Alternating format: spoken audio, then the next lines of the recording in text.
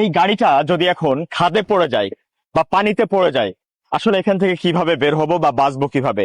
Recently এই ঘটনা ঘটছে, ওমান ফেরত ভাইয়ের পুরা পরিবার 7 জন মারা গিয়েছে। শুধুমাত্র এটা না, প্রতি বছরই এরকম ঘটনা মাল্টিপল টাইমস হয়। আসলে বিশেষজ্ঞরা কি বলছে, অ্যাজ আ সচেতন নাগরিক আপনি বলতে পারেন যে আমি ছোট্ট একটা কনসেপ্ট শেয়ার করতে চাই।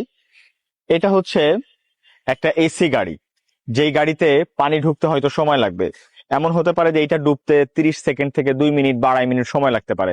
তবে এই গাড়িটা প্রথমত, আমি যখন ডোরটা ওপেন করব, এই ডোরটা আমি ওপেন করতে পারবো না, কারণ গাড়ি যখন পানিতে পড়বে তখন এই ইঞ্জিনটা হেভি হওয়ার কারণে গাড়ির ইঞ্জিনটা নিচের দিকে থাকবে, গাড়ির ব্যাক সাইডটা উপর দিকে থাকবে। তো প্রথমে এই গাড়িটা আস্তে আস্তে ডোবার সময় যদি গাড়ির পাওয়ার কাজ করে, তাহলে আমি গ্লাসটা পাওয়ার দিয়ে নামাবো। তবে সম্ভাবনা কম যে পাওয়ার কাজ করবে, এমন হতে পারে যে পাওয়ার কাজ করতেছে না। তখন আমি এই গ্লাসটা যদি ভাঙার চেষ্টা করি, যে এটা বড় গ্লাস, এটা আমি কখনো ভাঙতে পারবো না, কারণ এই গ্লাসটা ভাঙা যাবে না।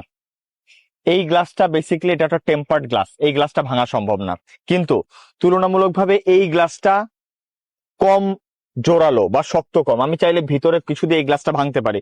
অনেকে বলবে যে গ্লাস ভাঙার একটা টেকনোলজি পাওয়া যায়, একটা মেশিন আছে ছোট, ধরলে ভেঙে যায়, কিন্তু সব গাড়িতে নাও থাকতে পারে। এটাও সহজ, এবং এই গ্লাসটা ভাঙাও তুলনামূলক সহজ সামনেটা থেকে।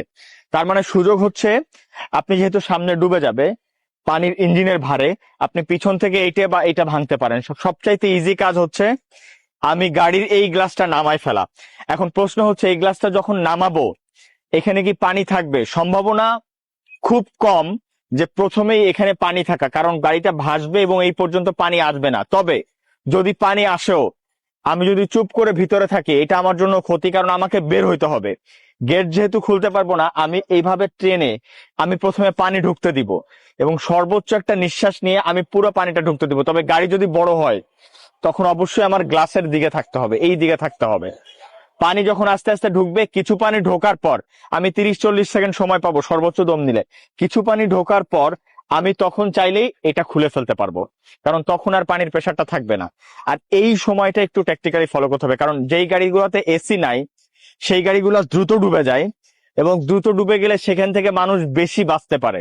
অর্থাৎ দ্রুত ডুবে যাওয়াটা একটা গুড সাইন, যে আমি জানতেছি ডুবে যাবে, ডুবে যাচ্ছে মানে পানি ভিতরে ঢুকে গেছে, আর পানি যখন ভিতরে ঢুকে যাবে তখন আমি বের হইতে পারবো।